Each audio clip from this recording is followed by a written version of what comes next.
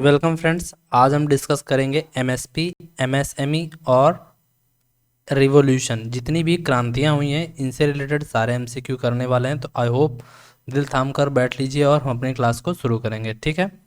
तो जो आज की हमारी क्लास है बहुत ही इम्पॉर्टेंट है। इससे कहीं ना कहीं अभी देखो ना, एसएससी में जो है इसकी इम्पोर्टेंस जो है ना भाई मेरे बढ़ गई है। अभी कम से कम कभी कभार 4 भी सवाल आ जाते हैं, कभी कभार 5 भी सवाल आ जाते हैं। ठीक है। तो जो इकोनॉमिक्स है बहुत ही इम्पोर्टेंट टॉपिक है। इससे सवाल आपको एग्जाम में देखने को मिल ही जाते हैं एसएससी में। ठीक है। इससे रिलेटेड जितने भी इंपॉर्टेंट होंगे क्वेश्चन वो सारे डिस्कस होंगे इस क्लास में। ठीक है। टेंशन लेने की ज़रूरत नहीं है। अगर आपने इस क्लास को देखा है एक बार, दोबारा मतलब 2-3 बार देखेंगे तो क्वेश्चन भी तुम्हारे अच्छे हो जाएंगे। आप चाहें किसी भी एग्ज़ाम की तैयारी करो, इकोनॉमिक्स तो अच्छी हो जाएगी, इस बात का मैं दावा करता हूँ। ठीक है। तो बिना टाइम वेस्ट किए अपनी क्लास को हम शुरू करते हैं।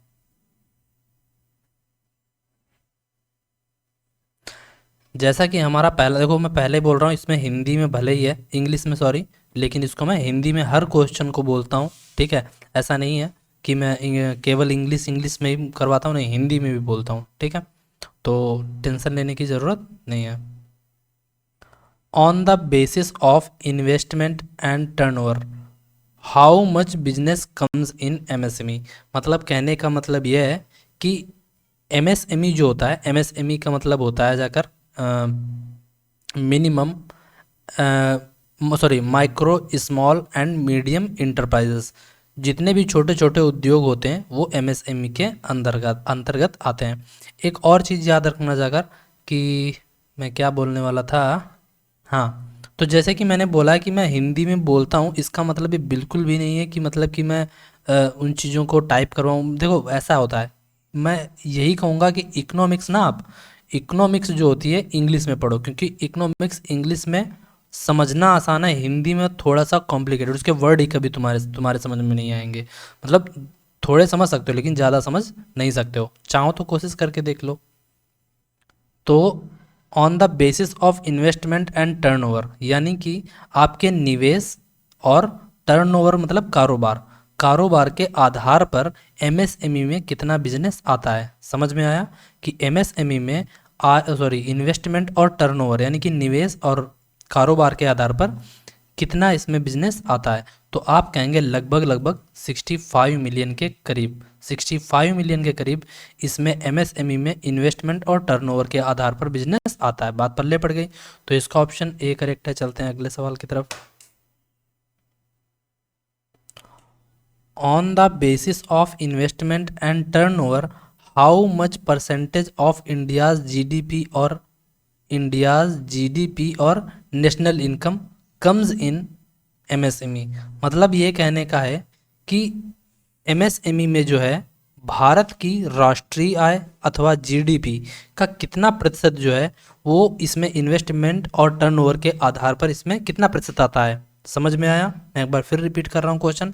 एमएसएमई में एमएसएमई में इन्वेस्टमेंट एंड टर्नओवर के आधार पर, यानी कि कारोबार के आधार पर और किस पर, निवेश के आधार पर, राष्ट्र की आय और जीडीपी मतलब भारत की राष्ट्रीय आय और जीडीपी का कितना प्रतिशत एमएसएमई में आता है। ठीक है।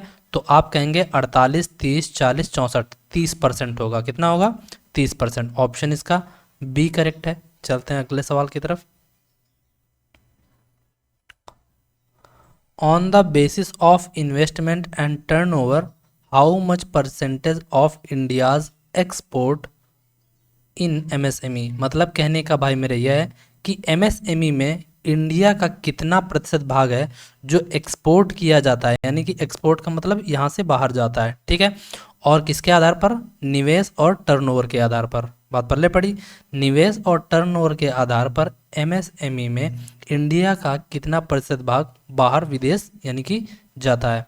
तो 30%, 90%, 78%, 46%। लगभग 46%, 45 से 46% जो होता है वो एमएसएमई का जो होता है, एमएसएमई में आय सॉरी निवेश और टर्नओवर के आधार पर बाहर माल भेजा जाता है, यानी कि एक्सपोर्ट किया जाता है। इंडिया कितने प्रतिशत, अगर एमएसएमई में पूछे कितना प्रतिशत जो होता है इंडिया का कितना प्रतिशत एक्सपोर्ट होता है, आप कहेंगे 46%। बात पल्ले पड़ी। ऑप्शन डी करेक्ट है। चलते हैं अगले सवाल की तरफ।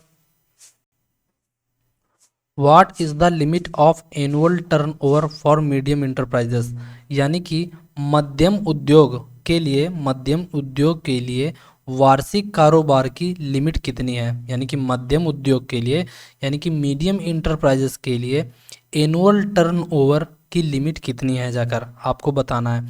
तो उसकी लिमिट भाई मेरे है, किस में पूछी गई है जाकर, what is the limit of annual turnover के आधार पर। देखो इसमें पूछा है, एक होता है टर्नओवर, एक होता है इन्वेस्टमेंट, दो ही चीज़ें होंगी। तो जब कभी भी आपसे पूछा जाए ना कि मीडियम इंटरप्राइजेज में टर्नओवर के आधार पर, पूछा किस पर है, टर्नओवर के आधार पर कि वार्षिक लिमिट कितनी है, तो आप बोलेंगे 50 से 250 करोड़, मतलब 50 से 250 करोड़, 50 से 250 करोड़ जो है ये लिमिट है किसकी, मध्यम उद्योग में वार्षिक टर्नओवर की लिमिट कितनी है, 50 करोड़ से 250 करोड़, यानी कि ऑप्शन बी करेक्ट है। चलते हैं अगले सवाल की तरफ। What is the limit of annual turnover for micro enterprises.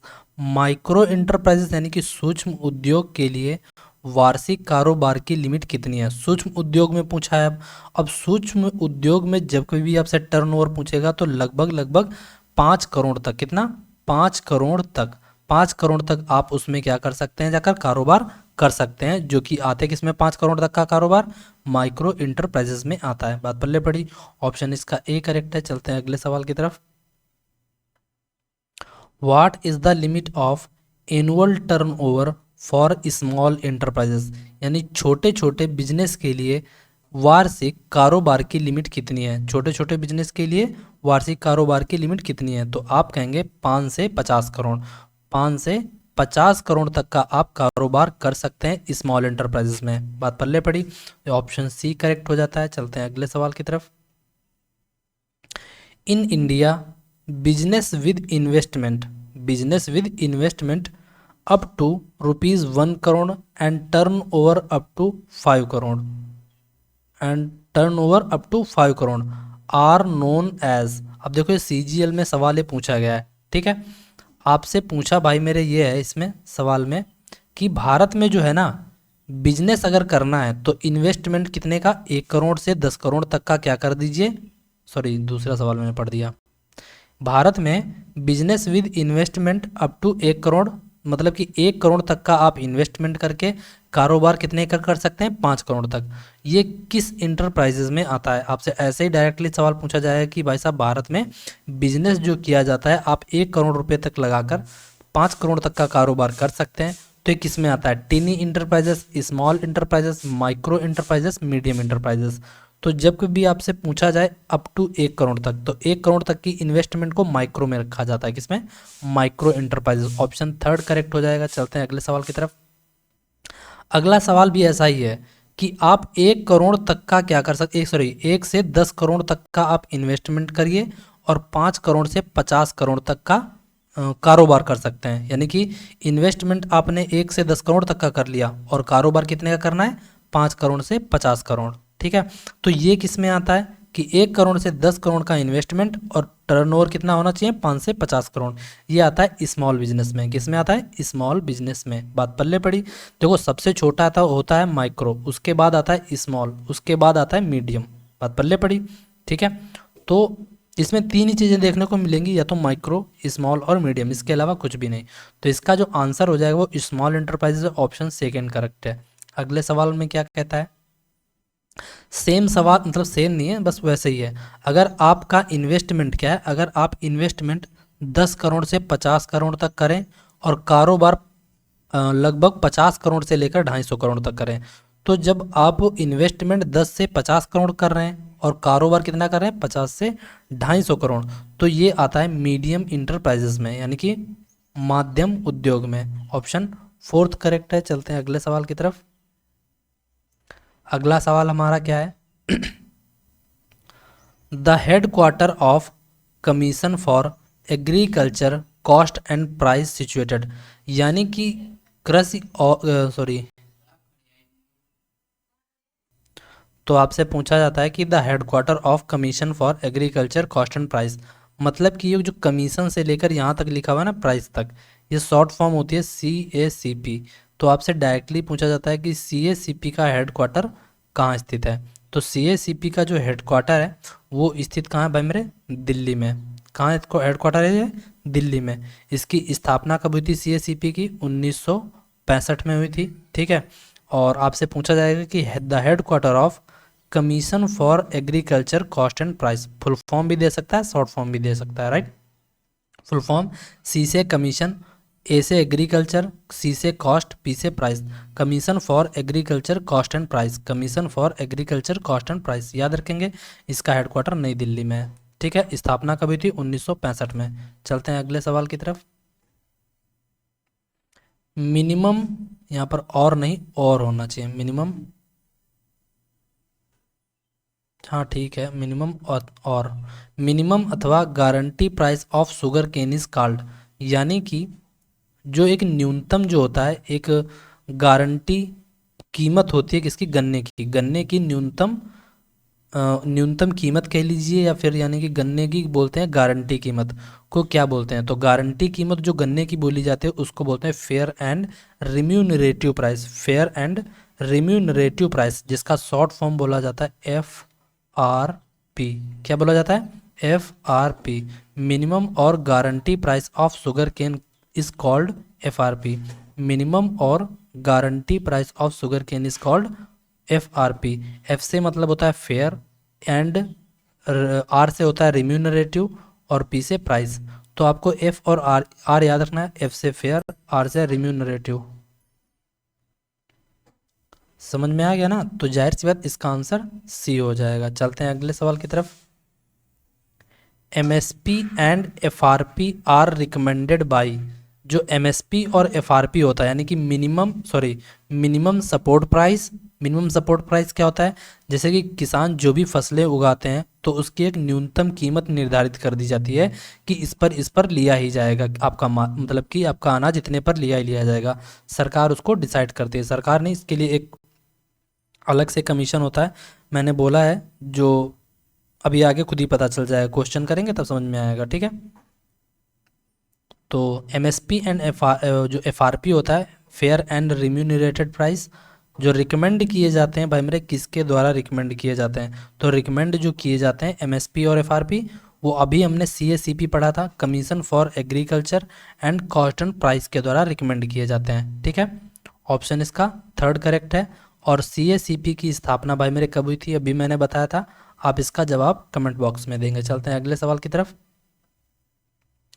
MSP and FRP यानी कि minimum support price and fair remunerative price are approved by on economic affair, यानी कि आर्थिक मामलों के आधार पर जो एमएसपी और एफआरपी को स्वीकृत कौन देता है, आपको ये बताना है। देखो, रिकमेंड करता है सीएसीपी, और एमएसपी और एफआरपी को स्वीकृत कौन प्रदान करता है, तो स्वीकृत जो उसको प्रदान करता है वो कैबिनेट की कमेटी डिसाइड करती है। कौन, कैबिनेट कमेटी, आर्थिक आधार पर कैबिनेट कमेटी डिसाइड करती है, यानी कि ऑप्शन पहला हमारा करेक्ट है।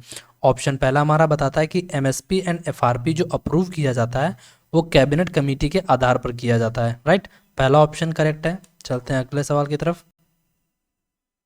In the process of minimum support price यानी कि MSP fixation, what is the minimum margin of profit of, मतलब कहने का मतलब होता है फार्मर्स का जो होता है एक, मतलब पूरे क्वेश्चन का अगर सिनेरियो में समझाना चाहूँ तो मैंने कहा मान लो एक किसान ने इतना माल उत्पादन किया, ठीक है, मैं इसको लिखता हूँ ए से, ठीक है। और अब ये माल तो भाई साहब इन्होंने उत्पादन कर दिया, ठीक है। अब ये आगे जब कहीं भी सेल करने जाएंगे, सोल्ड करेंगे, बेचेंगे, तो इसकी कोई भाई मेरे एक निश्चित कीमत होनी चाहिए। पता लगी पहले मौसम बिगड़ गया फिर पैसे गिर गए, ऐसा कुछ नहीं। इनकी एक न्यूनतम पहले से ही, एक मिनिमम सपोर्ट प्राइस पहले से ही निर्धारित कर दिया जाता है। जैसे मान लो इनका, मैंने कहा गेहूँ उत्पादित किए और उनका पहले से ही अगर डिसाइड कर दिया जाए 24 रुपया क्विंटल, ठीक है। अगर 24 रुपया कुंटल, तो इनका क्या हो गया, एमएसपी मिनिमम कितनी है, 24 रुपया पर, 24 रुपया पर किलो, बात पल्ले पड़ी। ये होता है इनका मिनिमम सपोर्ट प्राइस हो जाता है। समझ में आया। तो वही आपसे पूछा है किसानों के लिए, ये तो हो गया भाई मेरे, ये क्या हो गई, कॉस्ट प्राइस, ये तो भाई मेरे उनकी मिनिमम सपोर्ट प्राइस मतलब या कॉस्ट प्राइस। इसके ऊपर कुछ उनको और भी प्रॉफिट मिलेगा, प्रॉफिट मार्जिन होगा।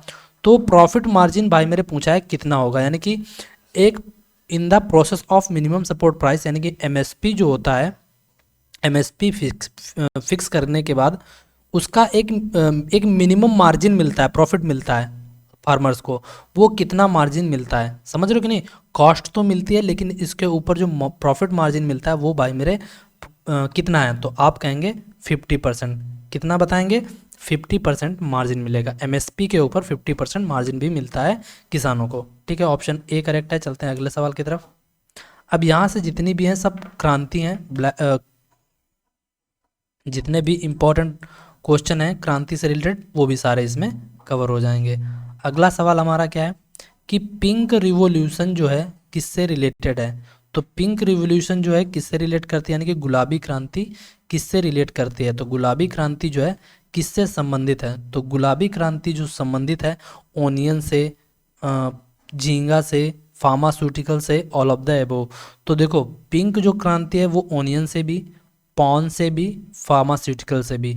ओनियन का मतलब जानते हो, नहीं जानते हो तो बहुत ही फिर बेकार आदमी हो तुम, बिल्कुल ही पढ़ाई छोड़ दो। पॉन का मतलब होता है, देखो यहाँ पर जो क्या बोलते हैं जाकर, ये लिखा है प्रॉन, पवन नहीं होता है, पवन नहीं होता है, एक्चुअल में होना चाहिए प्रॉन, PRAWN। प्रॉन माने होता है झींगा। ठीक है, तो जो गुलाबी क्रांति होती है प्याज से रिलेट करती है, झींगा से रिलेट करती है, फार्मास्यूटिकल से। बात पल्ले पड़ी, ऑप्शन डी करेक्ट हो जाएगा इसका। चलते हैं अगले सवाल की तरफ। भूरी क्रांति जो है यानी कि ब्राउन रिवॉल्यूशन रिलेटेड टू, यानी कि भूरी क्रांति या कह लीजिए ब्राउन रिवॉल्यूशन। तो ब्राउन रिवॉल्यूशन जो होती है जाकर भाई मेरे किससे रिलेट करती है, तो ब्राउन रिवॉल्यूशन जो रिलेट करती है जाकर भाई मेरे लेदर या कोकोआ से रिलेट करती है। किससे, आप कोकोआ कह लीजिए या फिर एक और होता है जिसके साथ रिलेट करती है लेदर से। तो कोकोआ या लेदर से, दोनों से रिलेट करती है भूरी क्रांति। ऑप्शन बी करेक्ट है। चलते हैं अगले सवाल की तरफ। Lavender revolution is related to, lavender भी एक क्रांति है और ये किससे रिलेट करती है, केसर से। समझ रहे हो, जहाँ केसर का उत्पादन कहाँ होता है, J&K यानी कि जम्मू और कश्मीर में। ऑप्शन सी करेक्ट है। चलते हैं अगले सवाल की तरफ।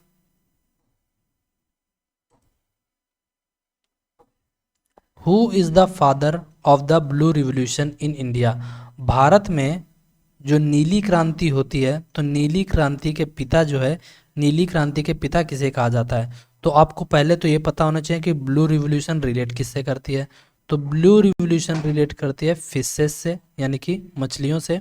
और इसके पिता जो जाने जाते हैं, जो फादर जाने जाते हैं, ज़्यादातर नाम आपको देखने को मिलेगा हीरालाल चौधरी, लेकिन इनके साथ साथ हैं अरुण कृष्णन भी।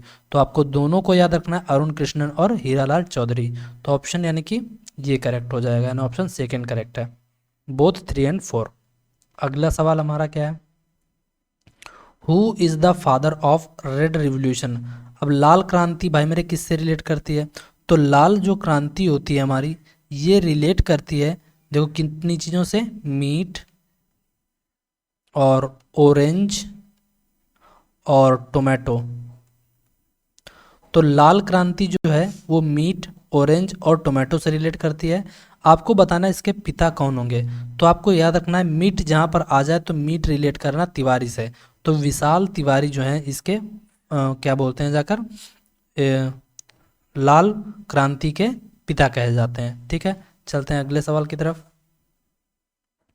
Who is the father of pink revolution, हमने बोला था अभी गुलाबी क्रांति किससे किससे बताई थी, प्याज से, प्रॉन से और क्या बोलते हैं जाकर ओनियन से और फार्मास्यूटिकल से, 3 चीज़ों से बताई थी। तो आपसे पूछा था कि पिंक रिवॉल्यूशन के पिता कौन से हैं, तो पिंक रिवॉल्यूशन जो है पिता उनके वो पटेल हैं, कौन से, दुर्गेश पटेल। यानी कि पिंक क्रांति के जो पिता हैं वो हैं कौन से, दुर्गेश पटेल। अगला सवाल हमारा क्या है, who is the father of white revolution. White revolution का मतलब होता है सफ़ेद क्रांति। सफ़ेद क्रांति किससे रिलेट करती है, तो ये रिलेट करती है मिल्क से, या फिर आपसे वाइट रिवॉल्यूशन के जगह पर लिख कर आएगा फ्लड, ऑपरेशन फ्लड। क्या होता है, ऑपरेशन फ्लड। तो ऑपरेशन फ्लड भी दूध क्रांति से ही रिलेट करता है। आपसे पूछा व्हाइट रिवॉल्यूशन के पिता कौन से हैं, तो व्हाइट रिवॉल्यूशन जो होता है हमारा, तो व्हाइट रिवॉल्यूशन के भाई मेरे आपसे पूछे जाते हैं पिता, तो उनका नाम होता है वर्गीस कुरियन। क्या नाम है? क्या नाम है? वर्गीस कुरियन। ऑप्शन थर्ड हमारा करेक्ट हो जाएगा। ऑप्शन थर्ड हमारा करेक्ट है। चलते हैं अगले सवाल की तरफ। White revolution is started from Gujarat, यानी कि क्या बोलते हैं, सफ़ेद क्रांति की शुरुआत गुजरात से हुई थी। ठीक है, और गुजरात में तो हुई थी, आप ये बात को आपको पता होगी। लेकिन आपको पता है कि ये गुजरात में तो हुई थी, लेकिन ये सफ़ेद क्रांति की शुरुआत हुई कब थी, आपको ये बताना है। तो 1970 में इसकी क्या हुई थी, इसकी सफ़ेद क्रांति की शुरुआत हुई थी। ऑप्शन बी करेक्ट है। चलते हैं अगले सवाल की तरफ। हरित क्रांति यानी संसार में, यानी कि पूरे वर्ल्ड में हरित क्रांति के जनक किसको माना जाता है? तो उनको माना जाता है नॉर्मन ई बोरलॉन्ग बोले जाते हैं। कौन? Norman E Borlaug. ऑप्शन पहला करेक्ट है। चलते हैं अगले सवाल की तरफ। ग्रीन रिवॉल्यूशन की शुरुआत पंजाब, हरियाणा और पश्चिमी उत्तर प्रदेश में की गई थी। देखो यहाँ पर लिखा है पश्चिमी उत्तर प्रदेश। तो ग्रीन रिवॉल्यूशन की शुरुआत कहाँ हुई थी? पंजाब, हरियाणा और पश्चिमी उत्तर प्रदेश। ये हुई थी, लेकिन कब हुई थी? 1965 से 66। कोई भी आंसर आ सकता है, 65 66 आप लगा देना 65 पर, 65 या 66 कोई फर्क नहीं पड़ेगा। ठीक है, जब ज़्यादा क्लोज हो तो 65 लगाना। ठीक है, तो हरित क्रांति की शुरुआत कहाँ से हुई थी? पंजाब, हरियाणा और पश्चिमी उत्तर प्रदेश। कब हुई थी? 1965 से में 1965 में। चलते हैं अगले सवाल की तरफ। Green revolution was confined to, तो ग्रीन जो हरित क्रांति की जो शुरुआत हुई थी वो किस लिए की गई थी और किस कहाँ की गई थी? तो भाई मेरे ग्रीन क्रांति की जो शुरुआत हुई थी ना, ये वीट यानी कि गेहूं के उत्पादन की, गेहूं से रिलेट करती है, वीट से रिलेट करती है। और कहाँ की गई थी? पंजाब, हरियाणा और पश्चिमी उत्तर प्रदेश में। कब हुई थी? 1965 में, सॉरी 1900, हाँ 65 में। ठीक है, तो ऑप्शन थर्ड करेक्ट हो जाएगा। चलते हैं अगले क्वेश्चन की ओर। भारत में हरित क्रांति के पिता किसे कहा जाता है? तो भारत में हरित क्रांति के पिता एम एस स्वामीनाथन को कहा जाता है। भारत में हरित क्रांति के पिता को किसको कहते हैं? एम एस स्वामीनाथन को कहते हैं। ऑप्शन ए करेक्ट है। चलते हैं अगले सवाल की तरफ। अगला सवाल हमारा है कि येलो रिवॉल्यूशन जो है, येलो रिवॉल्यूशन के पिता भारत में कौन है? तो भारत में पीली क्रांति जो बोली जाती है, इसके पिता किसे कहा जाता है? तो पीली जो क्रांति यानी कि येलो रिवॉल्यूशन जो होती है, इसके पिता सैम पित्रोदा को बोला जाता है। किसको? Sam Pitroda. Option C correct है। चलते हैं अगले सवाल की तरफ।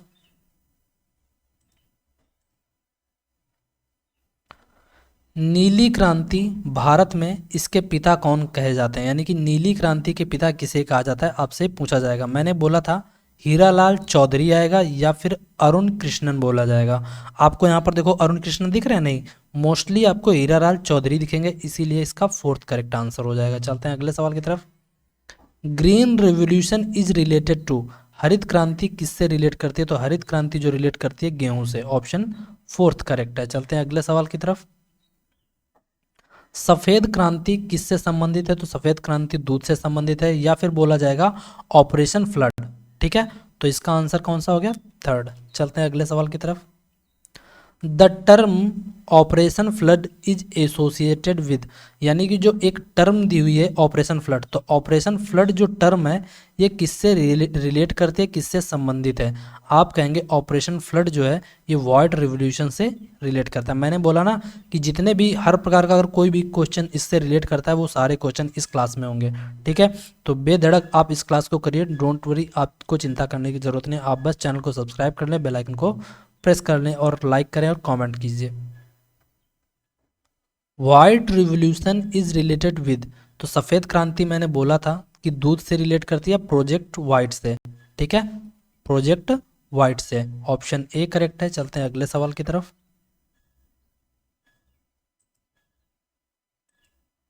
अगला सवाल हमारा है the purple revolution was launched by the, देखो एक बात सीधी याद रखना, जाकर एक था गुलाबी क्रांति, लेकिन पूरा क्वेश्चन पढ़ेंगे क्योंकि थोड़ा इसमें वो वाला है, घुमाने वाला क्वेश्चन है।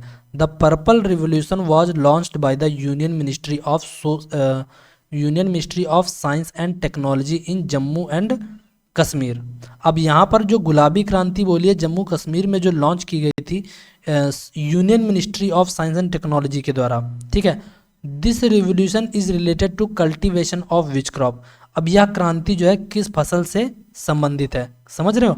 तो आपको बताना है यहाँ पर कश्मीरी रोज, लवेंडर, हिमालय, मैरीगोल्ड। तो मैंने बोला था लवेंडर, क्योंकि लवेंडर जो होता है सैफ्रॉन से रिलेट करता है, केसर से। थोड़ा सा क्वेश्चन घुमा हुआ है, आप शायद थोड़ा सा कंफ्यूज होते हैं, ये एग्जाम में आया हुआ है। ऑप्शन इसका थर्ड करेक्ट है, क्योंकि जम्मू कश्मीर में सैफ्रॉन होती है और इसके अलावा कहीं नहीं, ठीक है। चलते हैं अगले सवाल की ओर। अगला हमारा सवाल है, silver fibre revolution is associated with. आपसे एक होता है सिल्वर रिवोल्यूशन। अब सिल्वर फाइबर ये ना समझ लेना अंडे से रिलेट करती है। सिल्वर फाइबर लिखा है, पूरा वर्ड याद रखना। सिल्वर फाइबर रिलेट करता है कॉटन, किससे, कॉटन से। तो सिल्वर फाइबर वर्ड आ जाए और आपसे पूछे किस क्रांति से रिलेट करता है, तो कॉटन से। ऑप्शन फोर्थ करेक्ट हो गया। चलते हैं अगले सवाल की तरफ। अब अगला सवाल पूछा है कि सिल्वर रिवॉल्यूशन किससे रिलेट करता है। तो सिल्वर रिवॉल्यूशन रिलेट करता है एग प्रोडक्शन से। ऑप्शन पहला करेक्ट है। चलते हैं अगले सवाल की तरफ। फिर एक पूछा है अगला क्वेश्चन कि गोल्डन फाइबर रिवॉल्यूशन किससे रिलेट करता है। अब देखो यहाँ पर आपसे पूछा है गोल्डन फाइबर। अब आप क्या करेंगे, जल्दबाजी करेंगे और गोल्डन फाइबर समझकर आप क्या, गोल्डन रिवॉल्यूशन समझकर लगा देंगे किसमें, हॉर्टिकल्चर में, या फिर लगा सकते हैं फ्रूट में, या लगाएंगे हनी में, या लगाएंगे फ्लावर में। भले ही यहाँ पर ऑप्शन नहीं दिया, अगर मान लो होता तो आप तुरंत लगाते। अब यहाँ पर ऑप्शन तो वैसा कोई है नहीं, तो आप सोचेंगे क्वेश्चन गलत है और एग्जामिनर इतना सगा नहीं है आपका, नंबर देगा काट। तो जाहिर सी बात है आपको उस तरीके से नहीं करना है, आपको पूरा क्वेश्चन पढ़ना है। तो गोल्डन फाइबर जब कभी पूछे कि गोल्डन फाइबर किससे रिलेट करता है, आप कहेंगे जूट प्रोडक्शन से। ऑप्शन सेकंड करेक्ट है। अगला सवाल है, अब राउंड रिवोल्यूशन आपसे पूछा है, कभी भी राउंड रिवोल्यूशन रिलेट पूछे आपसे तो पोटैटो से रिलेट करता है। ऑप्शन फोर्थ करेक्ट है। चलते हैं अगले सवाल की तरफ। आपको पूरा सवाल पढ़ने की यहाँ पर जरूरत नहीं है, आपको देखना है कि केवल ब्राउन रिवोल्यूशन किससे रिलेट करता है, भूरी क्रांति किससे रिलेट करती है। तो भूरी क्रांति लेदर से रिलेट करती है और कोकोआ से। मैंने बोला था कोकोआ से रिलेट करती है और लेदर प्रोडक्शन से। ऑप्शन पहला करेक्ट है। चलते हैं अगले क्वेश्चन की ओर। ब्लैक रिवोल्यूशन किससे संबंधित है। तो ब्लैक रिवोल्यूशन क्रूड ऑयल से रिलेट करती है, खनिज तेल से रिलेट करती है। तो ऑप्शन थर्ड करेक्ट है। चलते हैं अगले सवाल की तरफ। अगला सवाल पूछा है भाई मेरे, grey revolution is related with. तो ग्रे रिवोल्यूशन जो होता है भाई मेरे किससे रिलेट करता है आपको बताना। तो ग्रे रिवोल्यूशन जब भी पूछे तो फर्टिलाइजर से। ऑप्शन पहला करेक्ट है, ठीक है। चलते हैं अगले सवाल की तरफ। Pink revolution is related to. तो मैंने तीन चीज़ें बताई थी, ओनियन, फार्मास्यूटिकल, प्रॉन, यानी कि प्याज, झींगा और फार्मास्यूटिकल। इन तीनों चीज़ों से पिंक रिवोल्यूशन रिलेट करता है, मैंने बोला था कि नहीं। तो जाहिर सी बात ऑप्शन इसका पहला करेक्ट है, ऑप्शन ए करेक्ट है। चलते हैं अगले सवाल की तरफ। ब्लू रिवोल्यूशन निम्नलिखित में से किससे संबंधित है। आप कहेंगे फिश प्रोडक्शन से। Blue revolution fish production. Option third correct है। चलते हैं अगले सवाल की तरफ। पब्लिक डिस्ट्रीब्यूशन सिस्टम आपसे पूछा जाएगा, पीडीएस इसका शॉर्ट फॉर्म होता है PDS. Public distribution system is associated with. तो पब्लिक डिस्ट्रीब्यूशन सिस्टम जो होता है वो भाई मेरे किससे रिलेट करता है, आपको ये बताना है। तो पब्लिक डिस्ट्रीब्यूशन सिस्टम जो होता है, जाकर ये इसका मतलब क्या होता है पहले यही समझ लीजिए कि पब्लिक डिस्ट्रीब्यूशन सिस्टम का मतलब क्या होता है। जब गवर्नमेंट क्या करती है, गवर्नमेंट जैसे कि मैंने कहा, जैसे कि आपके पास फूड हुआ, मतलब गवर्नमेंट क्या करती है, गवर्नमेंट क्या करेगी, जो भी आपको फूड होगी यानी कि भोजन होगा या अनाज होगा, समझ रहे हो, उसको बिल्कुल ही कम कीमत पर, चाहे फूड हो चाहे ग्रेन्स हो, उसको बहुत ही कम कीमत पर, समझ रहे हो कि नहीं, एक बिल्कुल फेयर प्राइस, समझ रहे हो। वो क्या करती है, शॉप, जैसे आप शॉप पर जाते हैं या राशन होता है, ठीक है ना, तो उनको क्या करते हैं, लो से लो इनकम जो कैटेगरी के लोग होते हैं उनको कम कीमत पर प्रदान करने की कोशिश करती है, समझ रहे हो। तो यहाँ पर जनरल स्टोर, कोऑपरेटिव स्टोर्स, इसमें से किसी ने अगर पब्लिक डिस्ट्रीब्यूशन सिस्टम रिलेट करेगा तो राशन शॉप से रिलेट करेगा, ठीक है। ऑप्शन सी करेक्ट है। चलते हैं, जैसे कि आपने देखा नहीं कोटा वगैरह बांटा जाता है, बहुत ही कम कीमत पर बांटा जाता है कि नहीं, वही होता है पब्लिक डिस्ट्रीब्यूशन सिस्टम। ठीक है, ऑप्शन सी करेक्ट हो गया। चलते हैं अगले सवाल की तरफ। अगला सवाल हमारा क्या है, सार्वजनिक वितरण प्रणाली यानी कि पीडीएस के संदर्भ में कौन सा कथन सही है, आपको ये बताना है। उपभोक्ता मामले, खाद्य और सार्वजनिक वितरण मंत्रालय के तहत स्थापित एक भारतीय खाद्य सुरक्षा प्रणाली है। यह राष्ट्र की खाद्य और पोषण सुरक्षा सुनिश्चित करने में मदद करता है। यह राष्ट्र की खाद्य और पोषण सुरक्षा सुनिश्चित करने में मदद करता है। यह गोदाम में खाद्यान्न के बफर स्टॉक को बनाए रखता है। बफर स्टॉक मैंने बोला शायद होगा कि बफर स्टॉक जो होता है पहले से ही भोजन का एक ज़्यादा से ज़्यादा रिजर्व कर देना, उसको बोलते हैं क्या बोलते हैं, जाकर बफर स्टॉक को बनाए रखता है। तो जाहिर सी बात है यहाँ पर, यानी कि पहले बोला कि इसका जो यह उपभोक्ता मामले यानी कि क्या बोलते हैं, उपभोक्ता मामले और खाद्य और सार्वजनिक वितरण मंत्रालय के तहत आता है, बिल्कुल सही बात है। यह राष्ट्र की खाद्य पोषण सुरक्षा सुनिश्चित करने में मदद करता है। राष्ट्र के जितने भी फूड होंगे, फूड वगैरह से रिलेटेड, उनको क्या करता है, उनको सुरक्षा को उनको निश्चित करने में मदद करता है। यह गोदाम में खाद्यान्न के बफर स्टॉक को बनाए रखता है, बिल्कुल मतलब कि ज़्यादा से ज़्यादा फूड को रिजर्व करना ये गवर्नमेंट का पर्पज़ रहता है ताकि पब्लिक डिस्ट्रीब्यूशन सिस्टम मेंटेन रह सके। तो यहाँ पर सारे ही ऑप्शन करेक्ट हैं, इसीलिए ऑप्शन 4 लगाया जाएगा। ठीक है, चौथा करेक्ट हो जाएगा। चलते हैं अगले सवाल की तरफ। अगला सवाल आपसे पूछ भी लिया गया है कि what does buffer stock mean, यानी कि बफर स्टॉक का मतलब क्या है। तो बफर स्टॉक का मैंने बोला था जाकर कि भाई मेरे एक्सेसिव रिजर्वेशन, यानी कि a reserve of commodities use to offset deficit. घाटे की शुरुआत में जब क्या किया जाए तो घाटा हो रहा हो, नुकसान हो रहा हो, तो उस समय भाई साहब उन्होंने क्या करते हैं, पहले से ही फूड को रिजर्व करके रखते हैं। आपको पूरा पढ़ने की जरूरत नहीं थी, यहाँ पर आपको पढ़ना था द रिजर्व ऑफ कमोडिटीज, यानी कि वस्तुओं का रिजर्वेशन ही बोला जाता है बफर स्टॉक। ठीक है, ऑप्शन सेकेंड करेक्ट है। चलते हैं अगले सवाल की तरफ।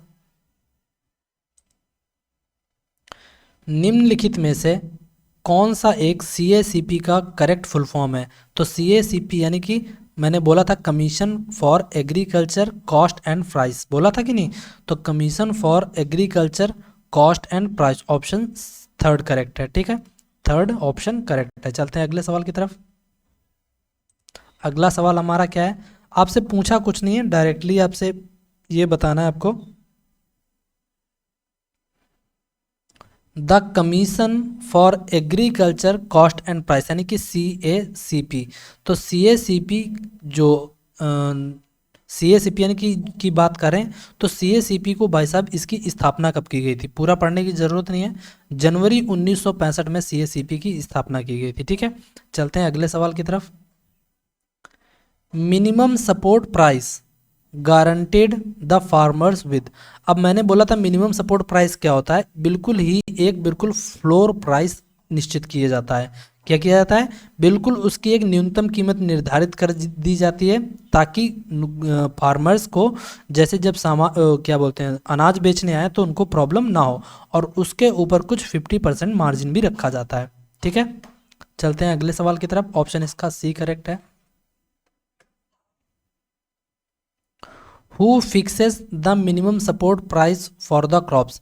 फसलों के लिए MSP को कौन निर्धारित करता है। तो फसलों के लिए जो MSP जो निर्धारित करता है वो भाई मेरे कौन निर्धारित करेगा, आप बताओ इसमें से। तो इसका आंसर जो हो जाएगा वो हो जाएगा जाकर commission for agriculture cost and price. ठीक है, तो इसकी जो CACP क्या करता है, इसकी न्यूनतम कीमत निर्धारित करता है। चलते हैं अगले सवाल की तरफ। ऑप्शन थर्ड करेक्ट है। मिनिमम सपोर्ट प्राइस क्या है। तो मिनिमम सपोर्ट प्राइस क्या होता है, बिल्कुल ही एक न्यूनतम कीमत निर्धारित करता है फसलों के लिए। गवर्नमेंट क्या करती है, एक निश्चित मूल्य निर्धारित कर देती है। पूरा क्वेश्चन पढ़ने का है। The price at which farmers sell their crops to the food business companies. The price at which the people of the place can buy crops from farmers. The price at which the government buys grains from the farmers. The price at which the crops can be exported. तो minimum support price जो है भाई मेरे, जब क्या करते हैं, the price at which farmers sell their crops to the food business companies, no. Which the people the place can be, no. Which the government buys grains from the farmers, यही option correct है।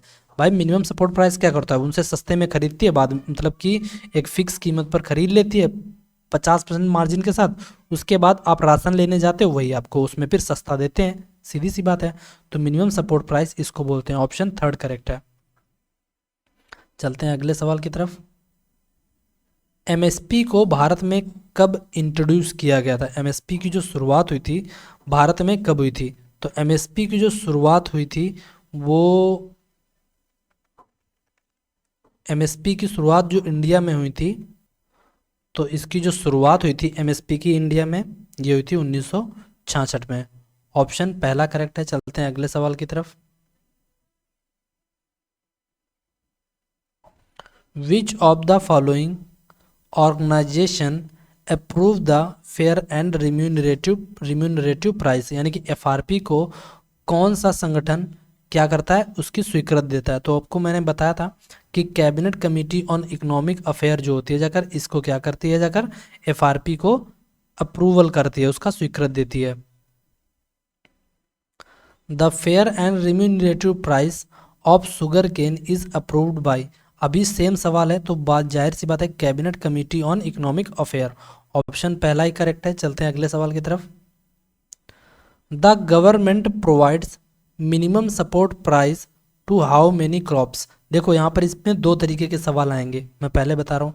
अब यहाँ से देखो minimum जो MSP में होता है ना, एमएसपी में 22 फसलें वो और प्लस एफआरपी को इंक्लूड किया जाता है, यानी गन्ने को, तो गन्ने को इंक्लूड किया जाता है 22 के साथ, तो कितने हो गए 23।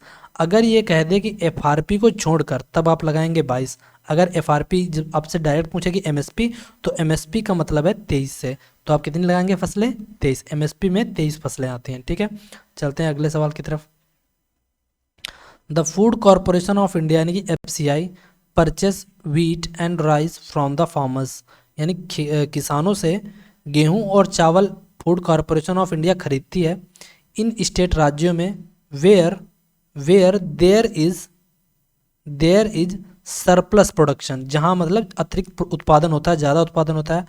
Farmers are paid a pre announced price for their crops, उसको बोलते हैं बाय मेरम एमएसपी, क्या बोलेंगे, मिनिमम सपोर्ट प्राइस, ठीक है। थर्ड ऑप्शन करेक्ट हो जाएगा। चलते हैं अगले सवाल की तरफ। Minimum support price is applied on the recommendation of, तो मैंने बोला था कि मिनिमम यानी कि एमएसपी जो अप्लाइड होता है यानी कि वो किसकी सिफारिश के द्वारा, तो आप कहेंगे सीएसीपी। यहाँ पर गड़बड़ है, थोड़ा सा होना चाहिए था commission for agriculture and cost price, यहाँ पर लिखा है agriculture cost and price commission, थोड़ा सा इसमें उल्टा हो गया, होना चाहिए commission for agriculture cost and price, ठीक है। ऑप्शन इसका पहला लगाएंगे। चलते हैं अगले सवाल की तरफ। Who recommends the MSP to the government, तो गवर्नमेंट को एमएसपी कौन रिकमेंड करता है, आप कहेंगे सीएसीपी, यानी कि ऑप्शन पहला करेक्ट है, commission for agriculture cost and price. Golden revolution किससे संबंधित है, तो गोल्डन जो रिवॉल्यूशन है रिलेट करती है, देखो हर्टिकल्चर एंड हनी, इसके अलावा मैं बताता हूँ किसके किसके साथ, तो horticulture,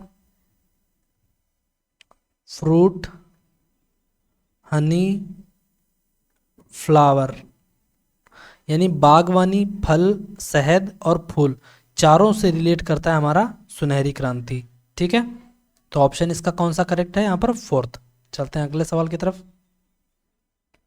highest increase in MSP for kharif crops related for the year 2019 से 20। अब देखो ये क्वेश्चन भी बेकार का ही है, कभी नहीं आएगा क्योंकि बहुत पुराना सवाल है।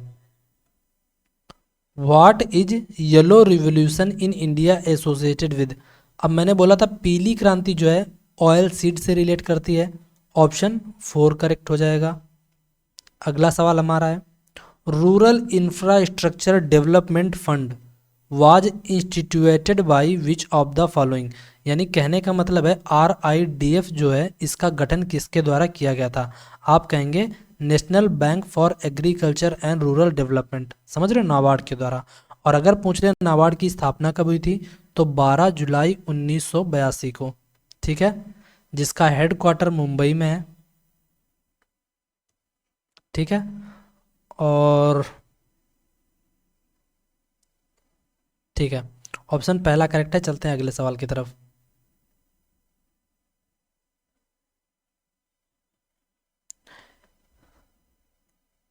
आपसे अगला सवाल पूछा है कि एमएसपी जो है, एमएसपी का मतलब क्या है? तो एमएसपी का मतलब minimum support price, option A correct है। चलते हैं अगले सवाल की तरफ। It is not a problem for small businesses. छोटे छोटे बिजनेस के लिए क्या समस्या नहीं आती है? फाइनेंस की, टेक्नोलॉजी की, सिकनेस की, रीजनल बैलेंस की। तो यहाँ पर जो आपको प्रॉब्लम नहीं होगी, देखो फाइनेंस की प्रॉब्लम होती है, टेक्नोलॉजी की होती है, बैलेंस की भी होती है, लेकिन सिकनेस की नहीं। तो ऑप्शन सी ज़्यादा करेक्ट है। ठीक है, चलते हैं अगले सवाल की तरफ। अगला सवाल आपसे पूछा है कि एमएसपी जो आया था अस्तित्व में कब आया? एमएसपी की act came into exist, MSP जो है अस्तित्व में कब आया? तो आप कहेंगे 2006, यानी कि अक्टूबर 2006। ऑप्शन बी करेक्ट है। चलते हैं अगले सवाल की तरफ। Khadi and village industries are identified as. तो खादी एंड विलेज इंडस्ट्री जो होती हैं, इनको आइडेंटिफाई किया जाता है किस रूप में? तो खादी एंड विलेज इंडस्ट्री जो आते हैं, किस रूप में इनको आइडेंटिफाई किया जाता है? इनको किया जाता है ट्रेडिशनल स्मॉल स्केल इंडस्ट्री के रूप में। ट्रेडिशनल स्मॉल स्केल इंडस्ट्री के रूप में, क्या यानी कि बिल्कुल छोटे छोटे स्केल पर जो उद्योग होते हैं उनको खादी और गांव में ही होते हैं, इसीलिए इनको ट्रेडिशनल यानी कि परंपरागत सूक्ष्म सॉरी छोटे और छोटे स्तर पर की जो क्या बोलते हैं उद्योग होते हैं उनमें कंसिडर किया जाता है, यानी कि आइडेंटिफाई किया जाता है। ऑप्शन बी करेक्ट है। चलते हैं अगले सवाल की तरफ। MSME act was enacted in the year. MSME को एक्ट यानी कि कब बनाया गया था, कब लाया गया था? तो आप कहेंगे 2006 में, अक्टूबर 2006 में। चलते हैं अगले सवाल की तरफ।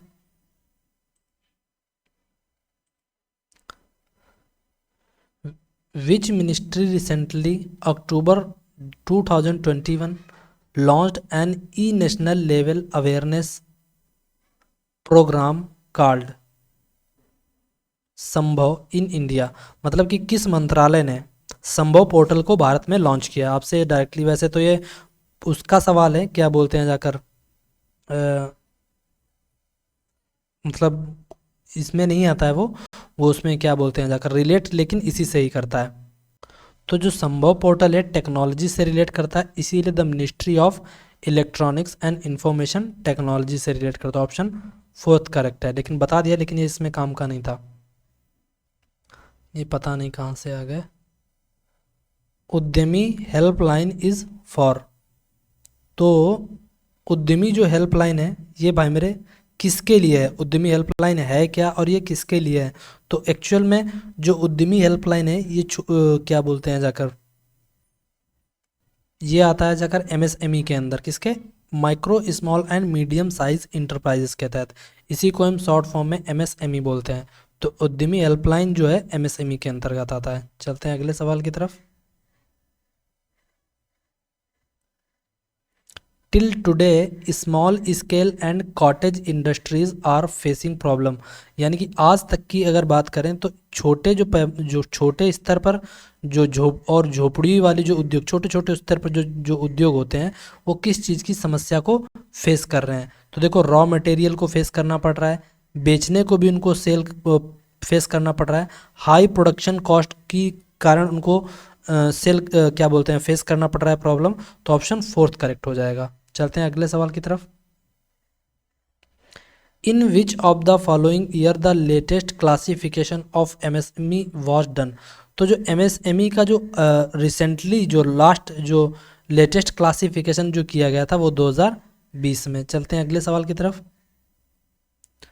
Which of the following bank is primarily focused on the development of the MSME. तो एमएसएमई को जो क्या बोलते हैं जाकर, कौन सी बैंकें क्या करती हैं उन पर फोकस करती हैं उनको डेवलपमेंट करने में? तो वो होती हैं small industries development bank of India, यानी कि जिसको बोलते हैं सिडबी। आपने जाना होगा कि सिडबी। ठीक है, चलते हैं अगले सवाल की तरफ। भारत में business with investment up to 1 crore and turnover up to 5 crore. देखो इसके बाद लास्ट सीट है और लास्ट शायद सवाल भी है। मतलब भारत में जो है आप 1 करोड़ तक का बिजनेस कीजिए, 1 करोड़ तक का इन्वेस्टमेंट कीजिए और कारोबार कीजिए 5 करोड़ तक का। तो ये भाई मेरे कब क्या बोलते हैं जाकर किस में आता है? तो ये आता है माइक्रो इंटरप्राइज में। आप 1 करोड़ तक का इन्वेस्टमेंट कीजिए और 5 करोड़ तक का टर्नओवर करें, ये किस में आता है? माइक्रो इंटरप्राइजेस में। चलते हैं अगले सवाल, सॉरी माइक्रो मैंने लगा दिया, हाँ ठीक है ठीक ठीक ठीक, माइक्रो इंटरप्राइजेस। चलते हैं अगले सवाल की तरफ। निम्नलिखित में से माइक्रो फाइनेंस प्रोग्राम कौन सा है? जो यानी कि एक माइक्रो फाइनेंस प्रोग्राम है, तो वो आप कहेंगे सेल्फ हेल्प ग्रुप जो है एक माइक्रो फाइनेंस प्रोग्राम है, सेल्फ हेल्प ग्रुप, जिसको नाबार्ड ने शुरू किया था, ठीक है, शायद 1992 में। ठीक है, चलते हैं अगले सवाल की तरफ। What is the limit of the annual turnover for small enterprises? छोटे छोटे उद्योग के लिए वार्षिक कारोबार की लिमिट क्या है? तो छोटे छोटे उद्योग के लिए वार्षिक कारोबार की जो लिमिट है वो है भाई मेरे 5 से 50 करोड़। कितनी है? What is the limit of the annual turnover for small businesses? अब बात टर्न ओवर की पूछी गई है तो भाई मेरे 5 से 50 करोड़ में आना चाहिए था, तो ये तो हो नहीं सकता, लेस देन 5 करोड़ नहीं होना चाहिए था, 5 करोड़ से तो ऊपर होना चाहिए था। ठीक है, इसमें कोई बन नहीं रहा है एक्सेप्ट इसके 5 या 75 करोड़ रुपये लगा लीजिए, ऑप्शन आप पहला लगाएंगे। ठीक है, चलते हैं अगले सवाल की तरफ। अभी मैंने बताया था कि उद्यमी हेल्पलाइन एमएसएमई के अंतर्गत आता है, ऑप्शन पहला करेक्ट हो गया। ठीक है, उसको छेड़ने की जरूरत ही नहीं है। सूक्ष्म लघु और माध्यम उद्योग विकास अधिनियम 2006 के अनुसार विनिर्माण क्षेत्र में मध्यम उद्यम के लिए निर्धारित निवेश कितना है? यानी कि मीडियम इंटरप्राइज के लिए इन्वेस्टमेंट कितना है? तो मीडियम इंटरप्राइज के लिए जो इन्वेस्टमेंट है वो भाई मेरे 10 से 50 करोड़ में आता है। किसमें? अब इसमें तो दे नहीं रहा है, किसमें पूछा है भाई मेरे, एक बार फिर देख लेता हूँ। निर्माण क्षेत्र में मध्यम में तो यार इतना ही आता है। मुझे लगता है सवाल ही बहुत पुराना, 2006 के एक्ट के पूछा है ना, तो 2006 के एक्ट के अनुसार और आपसे पूछा है इन्वेस्टमेंट की लिमिट क्या है, तो इन्वेस्टमेंट की लिमिट 10 से 50 करोड़ होनी चाहिए थी। अच्छा ठीक ठीक, देखो यहाँ पर होना चाहिए था 10 करोड़ से ऊपर होना चाहिए था, आप ये लगाएंगे ऑप्शन चौथा, 10 करोड़ से ऊपर। ठीक है, ऑप्शन 4 करेक्ट हो जाएगा, क्योंकि 10 करोड़ से 50 करोड़ तक का इन्वेस्टमेंट उसमें कर सकते हैं मीडियम में। ठीक है, चलते हैं अगले सवाल की तरफ। निम्नलिखित में से कौन सी सिडबी के द्वारा प्रदान की जाने वाली सहायता है? यानी कि small industry development bank of India के द्वारा जो प्रदान की जाती है सहायता इनमें से कौन सी है? तो जो सीडबी जो हमें सहायता प्रदान करता है वो होता है SSIDC एंड NSIC को, जो होता है फाइनेंस हेल्प प्रदान करता है। आप कह सकते हैं इसको extending financial support to SSIDC and NSIC। ठीक है, ऑप्शन पहला करेक्ट है। Sorry. The national board for micro small and medium enterprises meets once every month in a year. यानी कि जो होता है जाकर माइक्रो स्मॉल एंड यानी कि सीधे सीधे कहो MSME। ठीक है, कितने महीने में, यानी कि हर साल में कितने महीने में एक बार मिलता है? ठीक है, तो आपको बताना 6, 2.3, 3.2, 4.9। आप कहेंगे 6th मंथ, साल में हर 6 महीने में MSME क्या करता है? The national board for micro small and medium enterprise meets करता है, यानी कि मीट्स करता है कब? हर साल के 6 महीने में। ठीक है, अगला देखो ये रिपीटेड क्वेश्चन है, इसका आंसर आप ही देना। ठीक है, आप इसका आंसर देंगे कमेंट बॉक्स में, बहुत बार रिपीट हुआ है। और आई होप आपको हमारी ये आज की क्लास में जितने भी आपके डाउट होंगे MSME, MSP और रिवोल्यूशन से रिलेटेड सारे क्लियर होंगे। ठीक है, तब तक के लिए बाय एंड टेक केयर। आपको मिलते हैं हम अगली क्लास में, और please do like and subscribe and press the bell icon.